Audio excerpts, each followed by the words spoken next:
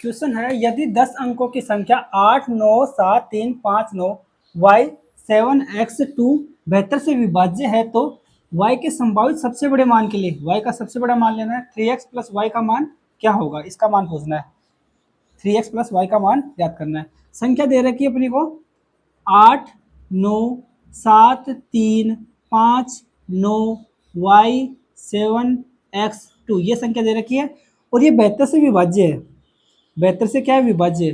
लेकिन बेहतर से विभाज्यता का नियम तो अपने को पता नहीं है, लेकिन इसको अपन लिख सकते हैं 9 इंटू 8 यानी कि 9 8 72 होता है, ठीक। और 8 से विभाज्य कोई संख्या कब होती है, जब उस संख्या के लास्ट के 3 डिजिट और अपने विभाज्य हो ना 8 से, तो वो पूरी संख्या 8 से विभाज्य होती है। अब अपने को 9 का भी डिजिट विभाज्यता का नियम पता है और 8 का ही पता है, तो इससे कर लेंगे। तो सबसे पहले 8 कर लेते हैं। 8 से कोई संख्या विभाज्य होती है तो मतलब उस संख्या के लास्ट के 3 डिजिट अगर 8 से विभाज्य है तो वो पूरी संख्या 8 से विभाज्य होगी। और क्वेश्चन में दे रखा है कि बेहतर से विभाज्य है, मतलब ये 8 से विभाज्य है। अगर ये 8 से विभाज्य है तो अपन कह सकते हैं कि ये 7x2 ये भी 8 से विभाज्य है, ठीक। इस 7x2 को क्या लिख सकते हैं, 600 प्लस 1x2 लिख सकते हैं। और ये 8 से विभाज्य है ही। 8 8 8 7 56 8 5 40 ये 8 से विभाज्य है, मतलब ये भी 8 से विभाज्य होगी, ठीक।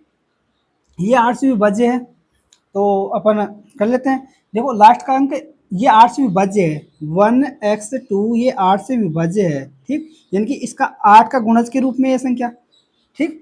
और इकाई अंक 2 कब आता है, 8 को किससे गुणा करें तब 2 आता है, या तो 8 को 4 से गुणा करो तो 832, या फिर इकाई अंक आएगा 8 को 9 से गुणा करें तो ही आएगा इकाई अंक 2। यानी कि ये इकाई अंक 2 है ना, ये 8 को 4 से या 9 से गुणा करेंगे तभी आएगा। तो इस हिसाब से अपन देख लेते हैं। तो अगर यहाँ पे 0 माने तो 8 चौक 32 वो तो छोटा होगा, यानी कि अपन ऐसे देखें कि जैसे 8 गुणा 4 8 चौक 32 ये तो छोटी संख्या होगी। फिर अब देखेंगे 9 के लिए तो 9 इंटू 8 बराबर 9 इंटू 72 हो गई। फिर अब वापस अब 4 के लिए आएंगे, 4 मतलब 14 के लिए आ जाएंगे, 14 अंटा 112 हो गई, इकाई अंक तो भी आएगा। अब फिर आगे देखेंगे 8 इंटू 19 भी आ जाएंगे क्योंकि 4 के बाद 9 ही आएगा फिर से, तो 19 अंटा 152 हो गई। फिर अब फिर से 4 लेना है तो 19 से बड़ी संख्या कौन सी होगी, 19 से बड़ी होगी 24।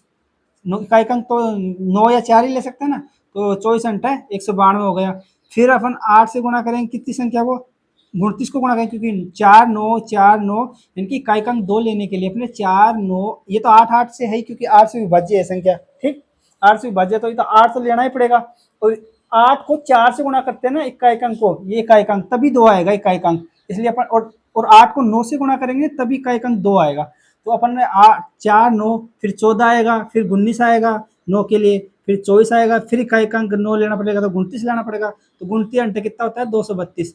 अपना इसका मान मैक्सिमम कितना हो सकता है, इसका मैक्सिमम मान हो सकता है 102 अगर x बराबर 0 लेते हो, और इसका मिनिमम मान तो 102 हो जाएगा x बराबर 0 लेते हो, तो मैक्सिमम मान हो जाएगा 192। यानी कि ये मान तो 232 एक्स्ट्रा चला गया और ये मान हो नहीं सकता, ये भी नहीं हो सकता, यानी कि x का मान अपना कितना कितना आ जाएगा 1 5 और 9, 1 5 और 9 ये हो सकता है। 14 अंटे 112, 19 अंटे 152 और 24 अंटे 192 ये मान हो जाएगा, ठीक। तो x का मान अपना आ गया, तो इसको मिटा देते हैं। यानी कि x ये जो 7x2 है, ठीक, ये है 600 प्लस 1x2 लिख सकते हैं। और अपन जानते हैं 14 अट्ठे 112, 14 अट्ठे 112, 112 भी वाज्य है।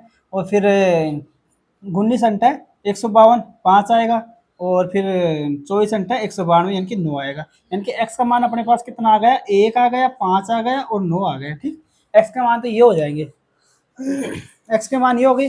अब अपने को y का मान चाहिए, इसमें क्या, हाँ अब x की विभाजितता तो देख ली। अब 9 से कोई संख्या कब विभाजित होगी, 9 से ये संख्या जब विभाजित होगी जब इस संख्या का डिजिटल सम 9 होगा, ठीक। इस संख्या का डिजिटल सम 9 होगा तो ये 9 से विभाजित हो जाएगी, ठीक। तो इसके अंकों का योग जोड़ ले, ये 9 कट जाएगा, 7 8 9 10, 10 8 18, 18 का क्या हो जाएगा 8 1 9, 18 को आपस में जोड़ेंगे तो 8 को 1 से जोड़ेंगे 9 हो जाएगा, ठीक। ये 9 कट गया, और ये 7 को 2 से जोड़ेंगे तो 8 7 8 9, 9 भी 0 हो गया। चलो अब क्या बच गया, इसका डिजिटल सम क्या आया, x प्लस वाई प्लस 5 बराबर 9, ये डिजिटल सम आया, ठीक। ये 9 के बराबर होगा इसका डिजिटल सम, क्योंकि ये 9 से विभाज्य है, मतलब डिजिटल सम 9 आना चाहिए।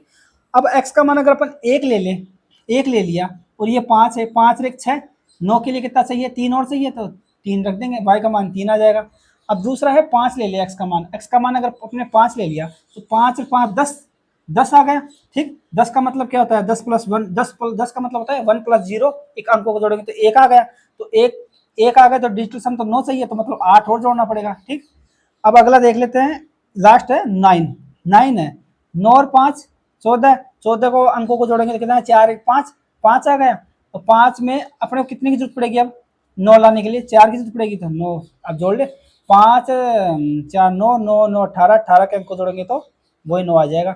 और 5 5 10 3 13, 13 में 5 जोड़ेंगे तो 18, 18 के अंकों का योग 9 आ गया डिजिटल सम। ठीक, और 3 रेख 2 रेख 3 रेख 4, 4 5 9, 9 डिजिटल सम आ रहा है। यानी कि इस हिसाब से अपन देखते हैं y के सबसे बड़ा संभावित मान क्या है, 8 आया है, यानी कि अपन x का मान 5 लेंगे और y का मान 8 लेंगे। ठीक, x का मान 5 लेंगे तो कितना आ जाएगा, 3 गुणा 5 प्लस y का मान 8 आएगा, तो 5 को 3 से गुणा 15 प्लस 8 बराबर कितना आ जाएगा, 23 आ जाएगा। ये अपना आंसर है, यानी कि ऑप्शन नंबर ए आ जाएगा इसका।